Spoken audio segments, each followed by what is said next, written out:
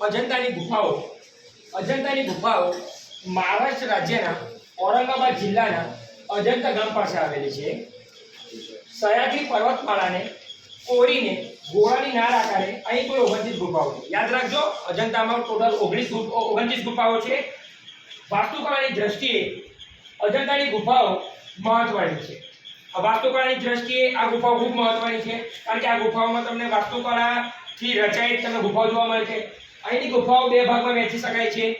એક છે ચિત્રકલા આધારિત અને બીજી છે શિલ્પકલા આધારિત.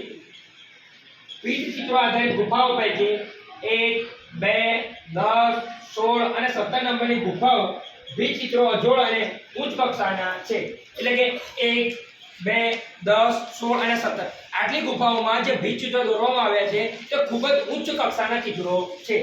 આ ચિત્રોનો મુખ્ય વિષય બૌદ્ધ ધર્મ સાથે છે. તમને પૂછે કે અજંતાની જે ગુફાઓ છે એ કયા ધર્મ સાથે સંકળાયેલી છે? તો અજંતાની ગુફાઓ બૌદ્ધ ધર્મ સાથે સંકળાયેલી છે.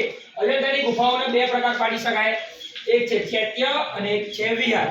ચૈત્ય અને વિહારની હું તમને પૂરી માહિતી આગળ આપું છું. 9, 10, 19, 26 અને 29 નંબરની ગુફાઓ ચૈત્ય છે. એટલે કે 29 માંથી 5 ગુફાઓ ચૈત્ય છે. 9, 10, 19, 26 અને 29. જ્યારે બાકીની ગુફાઓ વિહારો છે. એટલે કે 24 ગુફાઓ વિહારો. અજંતાની ગુફાઓ એક સમયે વિસરાઈ ગઈ હતી. એટલે ઈસવીસન 1819 માં એક અંગ્રેજ કેપ્ટન જ્હોન સ્મિથે પુનઃ સંશોધિત કરી. તારીખ ખૂબ જ સરળ છે, યાદ રહી જાય. 1819 યાદ રાખજો. અંગ્રેજ કેપ્ટન હતો જ્હોન સ્મિથે એને પુનઃ સંશોધિત કરી. અજંતાની ગુફાઓ પ્રારંભિક બૌદ્ધ વાસ્તુકલા, ગુફા ચિત્રો અને શિલ્પકલાના ઉત્કૃષ્ટ ઉદાહરણોમાં સ્થાન પામી છે. એટલે કે તમને આ ગુફાઓમાં વાસ્તુકલા, ગુફા ચિત્રો અને શિલ્પકલાના ઉત્કૃષ્ટ ઉદાહરણો તમને આમાંથી જોવા મળે છે.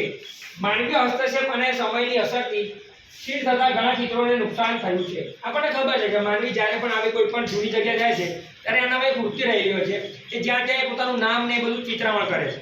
આના લીધે ત્યાં ઘણું નુકસાન થયું છે.